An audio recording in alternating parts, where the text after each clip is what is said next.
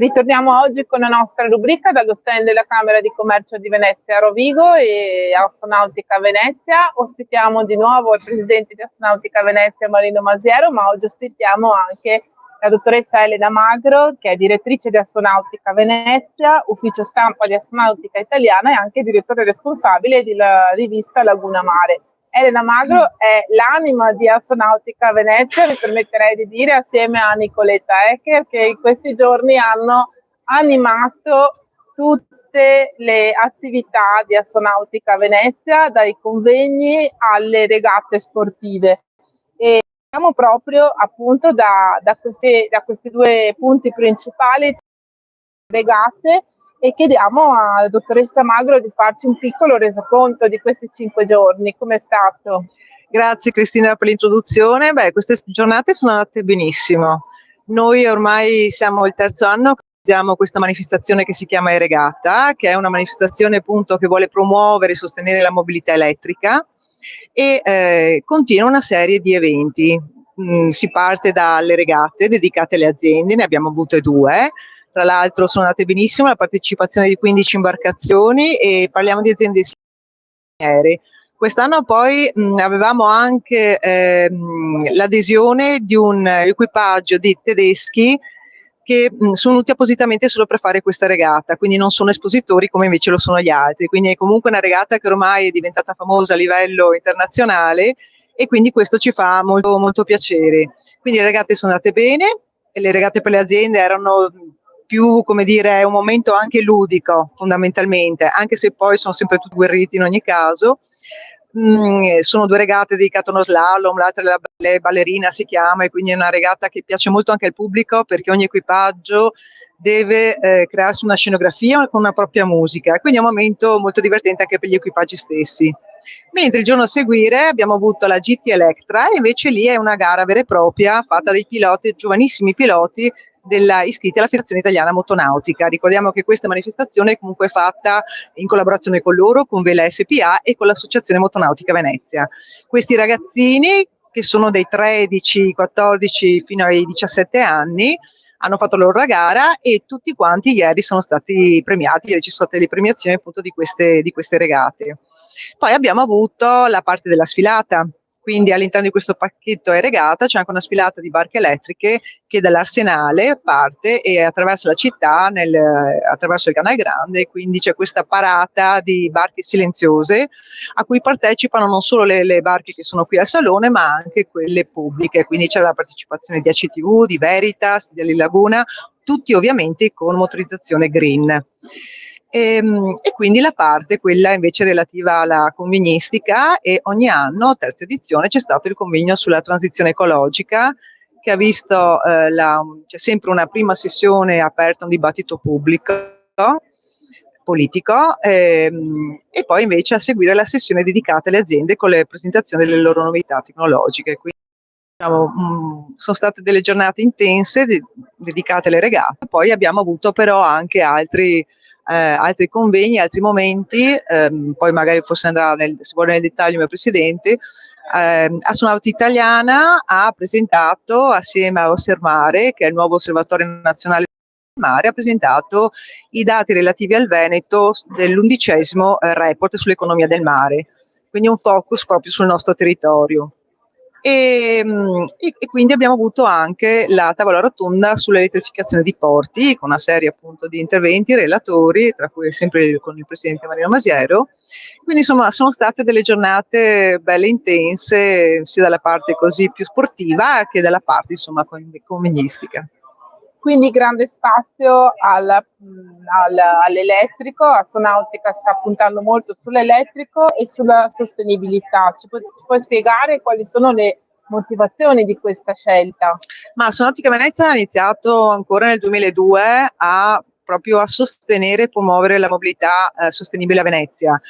Ovviamente Venezia in particolar modo è una città che vive sull'acqua, tutto passa attraverso l'acqua, dal trasporto passeggeri, trasporto merci, quindi questa è una città che indubbiamente era la prima che aveva bisogno di questo cambiamento. E inizialmente abbiamo sostenuto i primi pionieri, tra cui appunto appunto abbiamo anche dato un premio a Piero Tosi, che è uno di quelli che hanno iniziato tempo fa come dire, a progettare, poi ha creato delle imbarcazioni vere e proprie elettriche, che insomma adesso sono dei modelli, ha avuto anche un premio mondiale, è andato a Dubai l'altro anno a ritirarlo, e da quello abbiamo poi, oltre a sostenere qui nel locale, abbiamo iniziato come Astronautica Venezia, insomma, con l'aiuto di Astronautica Italiana, il nostro presidente e anche vicepresidente, a cercare anche a livello nazionale di sostenere quello che potevano essere anche degli incentivi, cioè a richiedere quelli che potevano essere degli incentivi per le aziende, e quindi a promuovere tutta una serie di iniziative. Anche a livello normativo ci sono ancora dei buchi che vanno, come dire, sistemati, perché appunto per cercare di mettere tutti quanti in rete. E quindi quando è iniziata questa tour col Salone Nautico, proprio il primo salone, l'idea è stata lì, eravamo qui nello stand e abbiamo detto: perché non promuoviamo la mobilità elettrica? Nelle altre fiere in giro per il mondo tutte le novità sono a spot, nel senso che vengono presentate le novità, ma non c'era mai stata una fiera che racchiudesse, veramente accogliesse tutte le novità.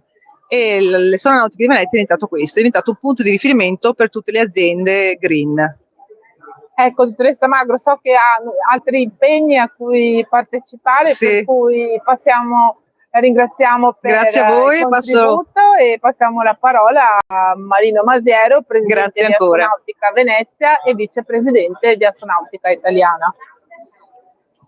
Presidente, è la terza volta che viene intervistato, che partecipa alla nostra rubrica. L'impegno di Astronautica Venezia è stato veramente incommensurabile in questi giorni e siete stati, avete anche avuto molta, come dicevo prima, fuori onda, molta visibilità anche a livello mediatico. La sfilata sul Canal Grande è stata molto apprezzata, ma sono state apprezzate anche le regate e tutti i convegni ai quali hanno partecipato anche importanti interlocutori del mondo istituzionale veneziano. E partiamo appunto da quello che abbiamo toccato con Elena, per cui l'elettrificazione delle barche. Quanto è importante elettrificare le barche, e vogliamo sapere se è più una questione di sostanza o di immagine, vale a dire se elettrificando tutte le barche europee otteniamo effettivamente un miglioramento della nostra impronta ambientale. Ma l'argomento è articolato e impegnativo. La risposta che mi sento di dare subito è: noi cambiando come dire, la propulsione di tutte le barche da diporto d'Europa non sposteremo, non di pochissimo, quello che è la nostra impronta ambientale, in termini quindi di calcolo, in termini numerici.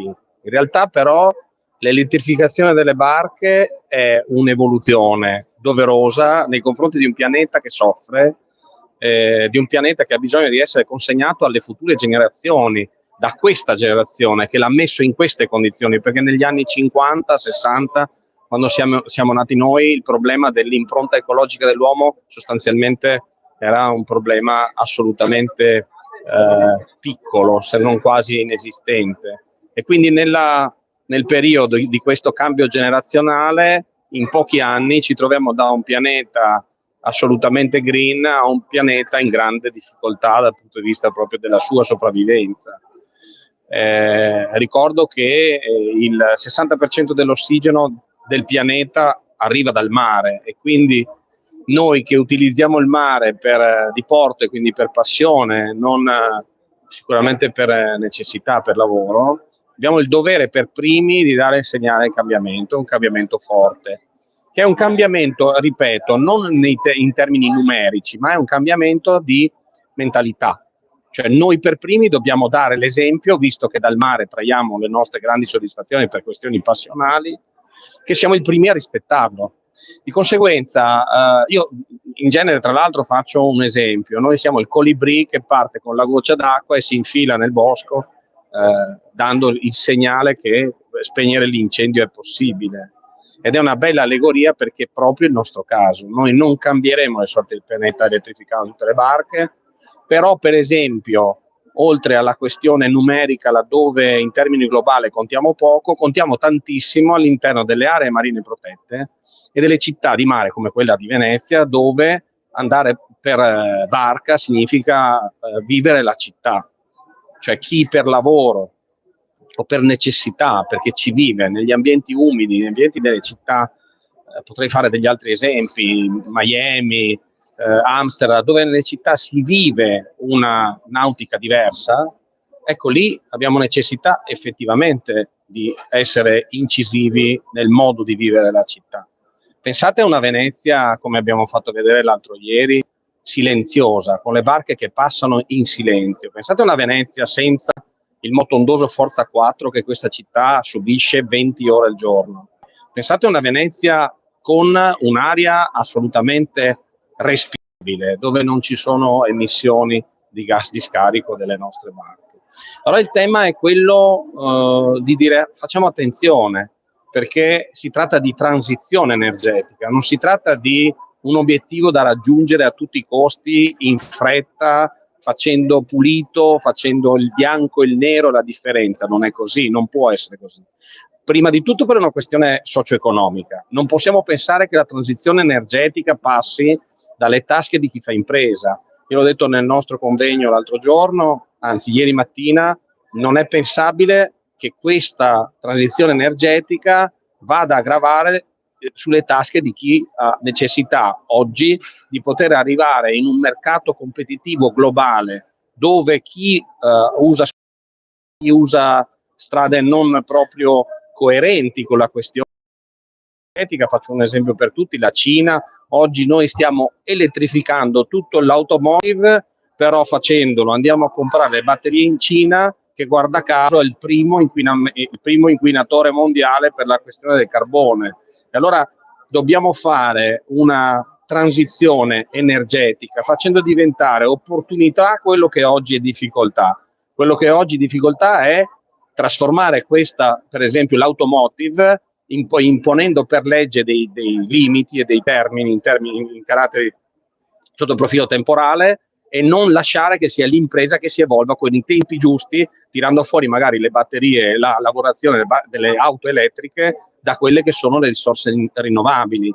Quindi sarebbe opportuno non buttare via il bambino con l'acqua sporca e fare in maniera che la transizione energetica e digitale, perché anche di questo si tratta, avvenga attraverso un cambiamento in casa nostra, facendo lavorare le nostre industrie, con le maestranze che hanno previdenza sociale, salario equo, orari di lavoro corretti. Allora potremo fare sì davvero che questa imposizione della politica diventi, come dire, green nella sua sostanza. Diversamente è un greenwashing, cioè noi facciamo l'automotive elettrico, però inquiniamo di più di prima. Non per niente il 2022 è stato l'anno in assoluto di più dall'esistenza dell'uomo e delle sue statistiche che il carbone ha inquinato la terra. Quindi questo, cioè, voglio dire, è un dato non trascurabile, significativo. Sì.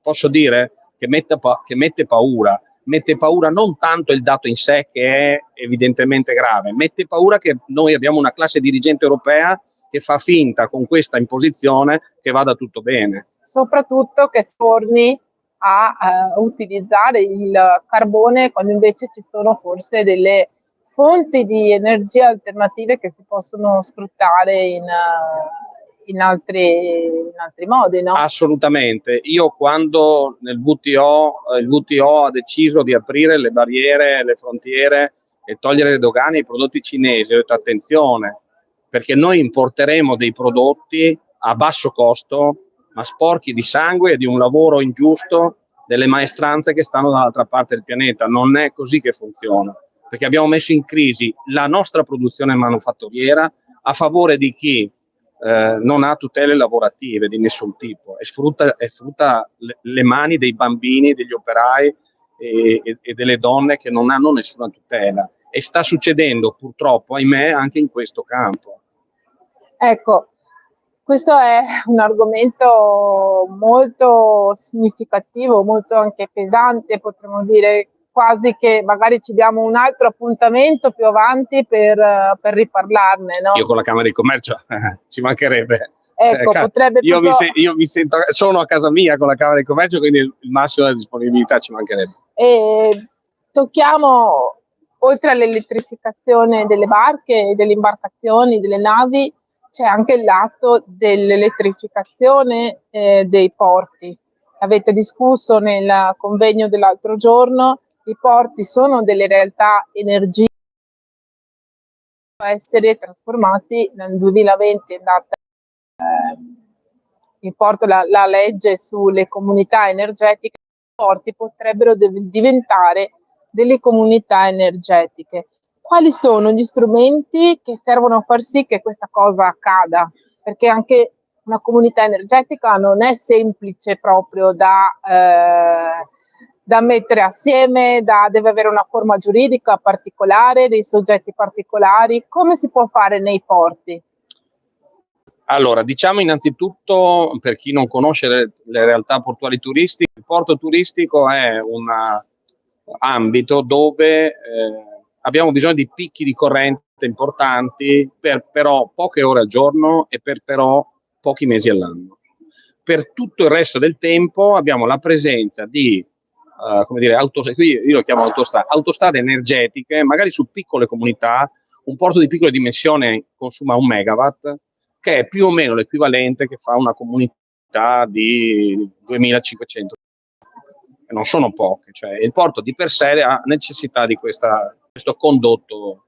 Il grande porto ha bisogno di tanta energia. Di tanta energia. Allora, presupposto che nel momento di picco un'autoproduzione da parte del porto attraverso l'eolico, il fotovoltaico, le maree è difficile da realizzare, e quindi abbiamo comunque bisogno di essere attaccati alla rete di distribuzione pubblica. Presupposto questo, diciamo che per l'85-90% del tempo il porto si è trasformato in un soggetto che tira fuori energia dalle fonti rinnovabili, può cedere la propria energia alla comunità di persone che ci vivono intorno.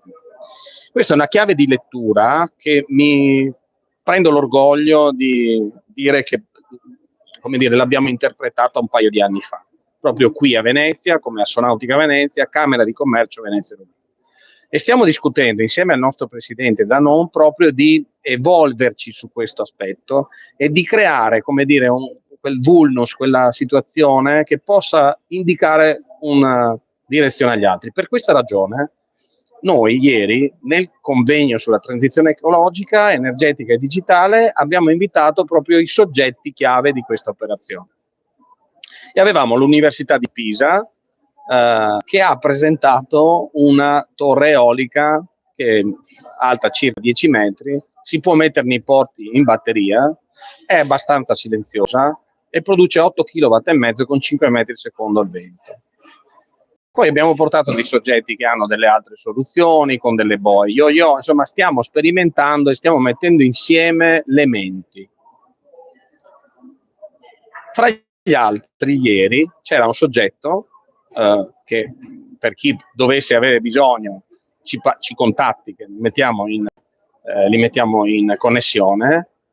Sta realizzando 200 comunità, è un soggetto di studio, è un gruppo di progettazione e di assistenza alle imprese e alle pubbliche amministrazioni. Sta facendo 200 comunità energetiche in Italia, di cui 40 sono già avviate e 160 sono sul progetto. Quindi la normativa, che è snella, che ha permesso di arrivare con 3 documenti, al contrario dei 25 che servivano a poter fare una comunità energetica per un soggetto che produce energia green sotto al megawatt, è diventata realtà, sta diventando realtà in questi giorni, in queste settimane che stiamo aspettando il decreto attuativo, gli ultimi regolamenti. Quindi i porti possono diventare dei veri e propri prosumer. Esattamente, il porto turistico come il porto mercantile, come altri tipi di realtà vicine alle coste possono diventare dei soggetti prosumer. Ecco,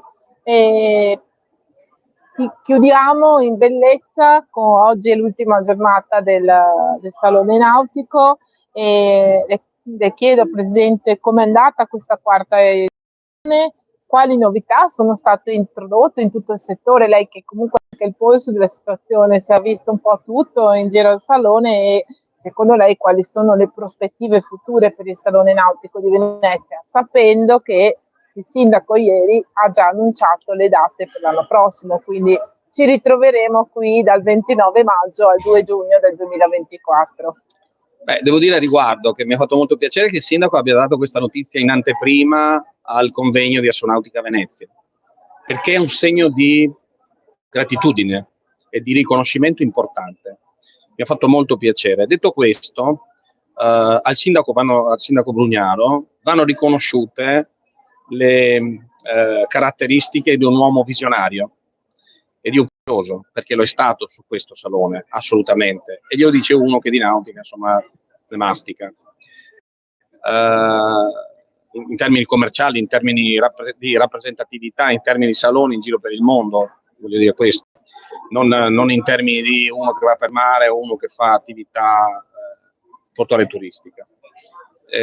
Il Salone di Venezia, innanzitutto dobbiamo dirlo, è complementare al Salone di Genova per una serie di ragioni. Questa è la boutique della nautica italiana. Il Salone di Genova è un salone di tipo generalista e popolare. Abbiamo anche qui la piccola nautica, abbiamo delle chicche che sono presentate all'interno di un monumento storico di grande pregio che dà questa sensazione di marineria e di laboriosità. La prima fabbrica del mondo, 700 anni prima della rivoluzione industriale, lo ripeto perché molti non sanno che cos'è l'Arsenale, riporta a casa l'arte navale, perché questo è il motto di questo salone. La Camera di Commercio di Venezia Rovigo, che mette da 4 anni questo salone, dà l'impressione, in termini sostanziali, di essere un partner straordinario del settore e della vocazione nautica, marinara, portuale turistica e convegnistica della città di Venezia.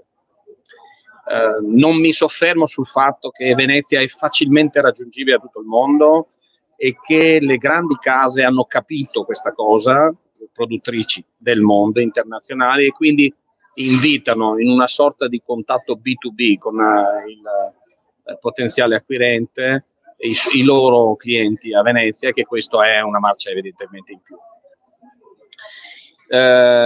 Mi soffermo invece sulla potenzialità in termini di messaggio al mondo dalla capitale mondiale della sostenibilità che vorremmo diventare, che non siamo ancora, perché c'è tanto lavoro da fare in città sulla questione sostenibilità, però è anche vero che abbiamo appena cominciato e quindi nei prossimi anni vedremo come si svilupperà questa cosa, per dire che questo salone diventa non il solo, uno degli elementi cardine della riconoscibilità della città capitale mondiale della sostenibilità nel mondo davvero. E quindi in questo senso mi sento di dire grazie alla Camera di Commercio di Padova, di Venezia e Rovigo per l'impegno che ha messo su questo salone e per la collaborazione che ogni anno vedo che si rafforza. Quindi, Presidente Masiero, noi ci diamo appuntamento per il Salone Nautico, come abbiamo detto, dal 29 maggio 2024 al 2 giugno del 2024, ma la collaborazione continua perché Astronautica Venezia è ospitata nella sede, fa parte di Camera di Commercio di Venezia e Rovigo ed è nella sede di Canova, di fianco a Palazzo Balbi, che abbiamo inaugurato a fine ottobre del 2022, per cui ci diamo sicuramente appuntamento a breve per fare qualche altra attività assieme per portare avanti questa collaborazione, no? Con molto piacere, con orgoglio, con onore. Stiamo lavorando in pandan con Camera di Commercio Venezia Rovigo.